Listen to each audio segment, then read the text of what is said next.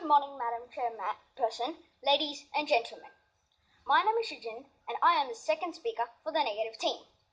The proposition for our debate is that technology is the answer to all of mankind's problems. We, the negative team, believe this proposition to be nonsense and will happily argue against this absurd idea.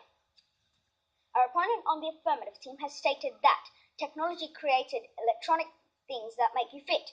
This is correct, but half of all the treadmills break every day, so humans can't exercise. I urge you to discount that argument as it is based on faulty logic. Our first speaker has already given us two very compelling arguments in support of our position. She began by pointing out the fact despite medical technology advancing very quickly, we are becoming unhealthier, more sick, due to spending time interacting with what? You guessed it, technology.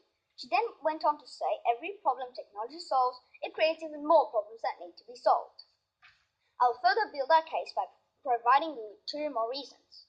To begin, have you considered this? If technology is supposed to be the answer to all of mankind's problems, then why do we constantly hear that the world is in critical danger due to global warming? And what is causing all of this global warming?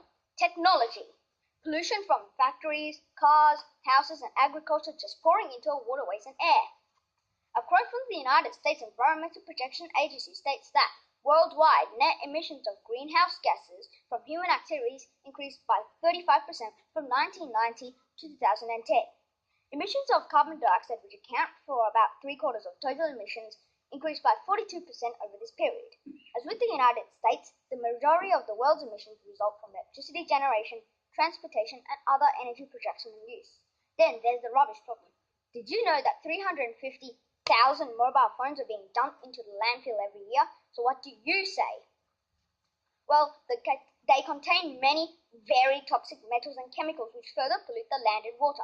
So you tell me, does that sound like technology solving all our problems? My second reason has to do with a very human thing, happiness. You've probably heard the old saying, money can't buy you happiness. Well, I say that technology can't make you happy either. It might be able to entertain us or distract us for a while, but if you're deeply unhappy, just having a really nice television or a neat, shiny car won't fix that. But doctors can prescribe pills that will make you feel happy, I hear you say. Sure, but then they might cause terrible side effects or you might become addicted to them. Let's face it, technology can't make you happier. Want proof? In the middle of Africa, there's a tribe of people called the Kalahari Bushmen. They still live like their ancestors did thousands of years ago. Their technology is still in the Stone Age. No TVs, no cars, no computers, no electricity, yet they understand something we don't. It's not the technology that makes you happy, it's the way you live with other people.